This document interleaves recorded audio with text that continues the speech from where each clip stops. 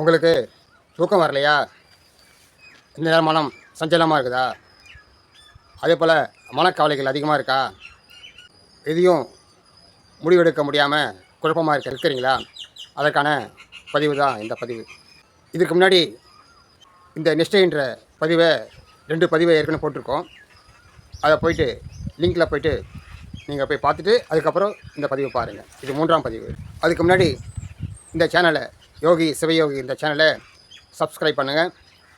ஆன்மீக சம்பந்தமான உங்கள் வாழ்க்கை சம்பந்தமான கேள்விகளை கமெண்ட் பாக்ஸில் பதிவிடுங்க.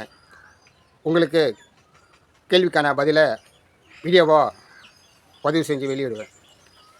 உங்களுக்கு தூக்கமின்மை, மனக்கவலை, குழப்பம், இது எல்லாத்துக்கும் ஒரு முக்கியமான தீர்வு. அதாவது தூக்கத்துக்கு ரொம்ப ரொம்ப முக்கியமான தீர்வு. ஏன்னா அந்த உலகத்தில் நிறையா பேர் தூக்கம் வராமல் தான் கஷ்டப்பட்டுட்டு இருக்காங்க. அதுமாதிரி கவலைகள் இதன் மூலயமாவும் தூக்கம் வர்றதில்லை. அதனால் இந்த 2 பதிவுகளும் போயிட்டு உள்ளார்க்க போய் பாருங்கள். பார்த்துட்டு இந்த 3ஆவது பதிவை பாருங்கள்.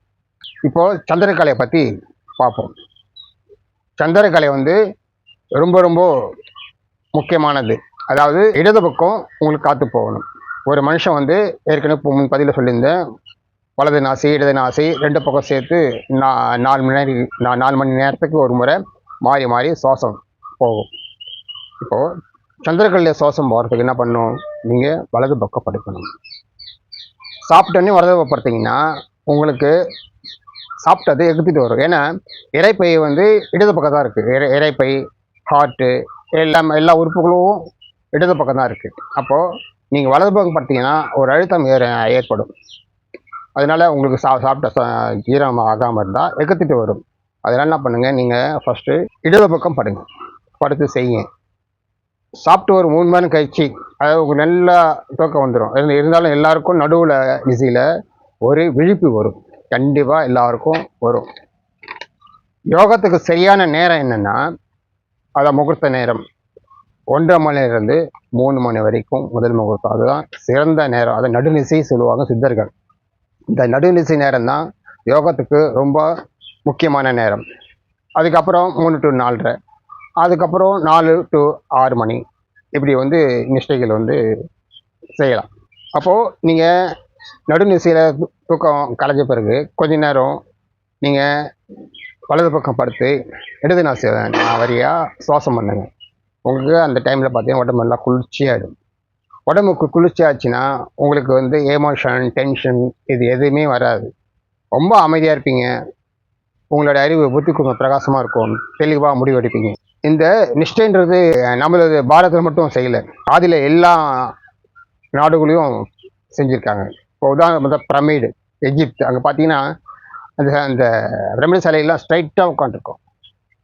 ஏன் ஸ்ட்ரைட்டாக உட்காந்துருக்காங்கன்னா, இதேமாரி நம்மளுடைய ராஜாக்கள் சிம்மாசனமும் அப்படி தான்.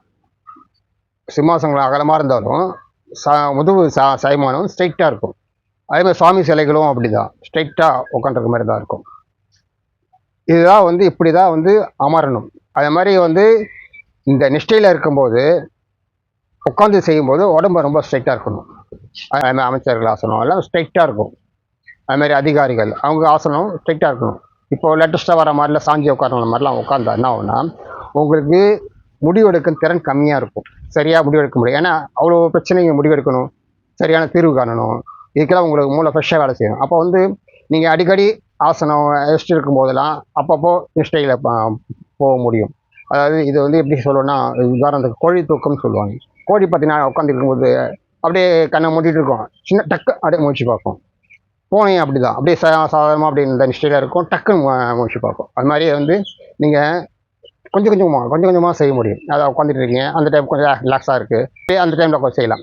அதே மாதிரி யாராவது பெரிய விஷயங்கள் அது சொல்கிறாங்கன்னா, அது சரியாக நீங்கள் அனலைஸ் பண்ணுறதுக்கு கொஞ்சம் நேரம் கண்ணை மூடிக்கிட்டு அப்படியே கொஞ்சம் நேரம் நிஷ்டையில் இருக்கும்போது உங்களுக்கு கரெக்டாக உங்களுக்குள்ள ஒரு பிளானிங் வரும். இது எப்படி செய்யலாம், போகலாம், இந்த பிரச்சனையை எப்படி தீர்த்து வைக்கலாம் அப்படின்னு ஒரு உள்ளுக்குள்ளே நல்ல ஒரு பிளானிங் நல்லா கிடைக்கும். அப்போ ஈஸியாக முடிவெடுக்க முடியும். இது அமைச்சர்கள், அதேமாதிரி போலீஸ் அதிகாரிகள், பெரிய பெரிய அதிகாரிகள், இவங்களாம் நிறைய பிரச்சனை சந்திக்க வேண்டியிருக்கும், சரியான தீர்வு காண வேண்டியிருக்கும். அது மாதிரி இப்படி உட்காந்துட்டு கொஞ்ச நேரம் அப்படியே நிஷ்டையில் இருந்துட்டு அதுக்கப்புறம் அதை பற்றி யோசிச்சிங்கன்னா உங்களுக்கு சரியான சிந்தனைகள் கண்டிப்பாக கண்ணை மூடிக்கிட்டு அது கொஞ்சம் நிஷ்டையில் இருந்துட்டு அதுக்கப்புறம் அதை பற்றி யோசிச்சிங்கன்னா சரியான தீர்வு காண முடியும். அதில் தான் அந்த காலத்து ராஜாக்கள்லாம் இந்த சிம்மாசனம் வந்து ஸ்ட்ரைட்டாக இருக்கும். நிறைய பிரச்சனை வரும்போது அது சிம்மாசனம் உட்காந்துட்டு அப்படியே ஒரு பிரச்சனை யாராவது சொல்லிட்ட பிறகு அதுக்கப்புறம் கண்ணை மூடிட்டு கொஞ்சம் நிஷ்டையாக இருந்துட்டு அதுக்கப்புறம் அதை பற்றி நீங்கள் வந்து யோசிச்சிங்கன்னா அதை பற்றி அனலைஸ் பண்ணிங்கன்னா உங்களுக்கு சரியான முடிவெடுக்க முடியும். இதுதான் வந்து பிரமிடில் வந்து சில சிலைகள் ஸ்ட்ரைட்டாக உட்காந்துருக்க மாதிரி இருக்கும். ஏன்னா இந்த கலைகள்லாம் ஒரு காலத்தில் உலகம் ஃபுல்லாக, அதாவது யூரோப்பியன் கண்ட்ரிஸ் தவிர மற்ற எல்லா இடத்துலையும் இந்த கலைகள் இருந்தது. அதேமாதிரி நம்மளுடைய ராஜாக்கள்லாம் எல்லாம் சிம்மாசனம், அதாவது சிம்ம ஆசனம்னு சொல்லுவாங்க. சிம்மாசனம் எல்லாமே அதே மாதிரி தான் இருக்கும். சிம்மன்றது சிங்கத்தை குறிக்கும். சிங்கம் வந்து அப்படியே உட்காரும்போது ஒரு மாதிரி நின்று இப்படி ஸ்ட்ரிக்டாக உட்காரும். அந்த சிம்ம ஆசனம், அதாவது சிம்ம ஆசனம் பேர்.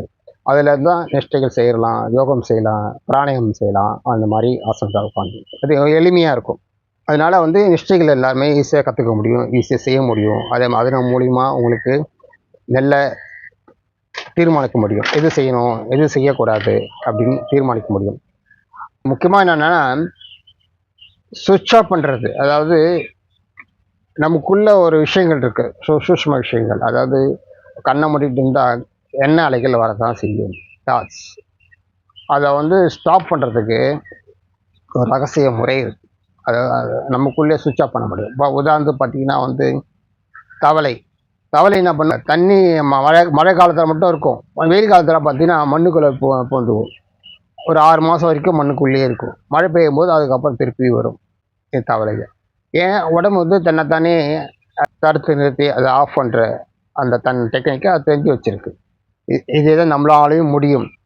இதே பனிக்கரடி அப்படி தான், வந்து போலார் பியர் சொல்கிறோம் இல்லை, பனிக்கரடியை வந்து அதிக பனிக்காலத்தில் வந்து மீன்கள் கிடைக்காது. அதனால என்ன பண்ணும், அந்த டைமில் பனிக்குள்ளேயே ஒரு குகை மாதிரி நோண்டி 6 மாதம் அந்த குகைக்குள்ளேயே இருக்கும். ஏன்னா எல்லாமே இப்படி தான். அதுமாதிரி இருக்கும்போது எந்த பொசிஷனில் அது இருக்கோ அதே பொசிஷனாக திருப்பி அந்த வெளியே வரும்போது டைம் வரும். நம்ம தவளையும் எல்லாம் வந்து செய்யும். அதில் தான் வந்து இதெல்லாம் வந்து ஆஃப் பண்ணி வைக்கிறது. அந்த டெக்னிக்கை வந்து ரகசியங்கள் கண்டிப்பாக நம்மளுடைய ஹிந்து தர்மத்தில் இருக்குது. அந்த ரகசிய கலைகள் வந்து எல்லா ஓப்பனாக சொல்லிட முடியாது. ஏன்னா இது தவறாக வந்து சில பேர் செஞ்சுருவாங்க. அதனால் செஞ்சுட்டு அதில் குற்றங்க ஏமாற சொல்லுவாங்க. அப்போ இதை வச்சுட்டு மாதிரி நிறைய பேர் என்ன பண்ணுவாங்க, தவறாக சொல்லிக் கொடுப்பாங்க. சொல்லிக் கொடுத்து இது வியாபாரம் பண்ண நினைப்பாங்க. இது இதெல்லாம் வச்சு வியாபாரம் பண்ண முடியாது. ஏன்னா இது சிவனோட இறைவனோட கலைகள் இது. அதனால் இதை வச்சு சம்பாதிக்கக்கூடாது. அதனால் எனக்கு நீங்கள் என்ன பண்ணுங்கள், குருதட்சணை மட்டும்தான் இப்போதுமே வாங்குவேன். உங்களுக்கு குருதட்சன்றது பூ பழமத்தில் பார்க்க உங்களால் முடிஞ்ச தொகை, இதுதான் குருதட்சணைன்றது. அதனால் வந்து இதுக்கு வந்து விலையே கிடையாது. ஏன்னா விலையை நிர்ணயிக்க முடியாது. அதனால் வந்து இந்த கலைகள்லாம் எப்படி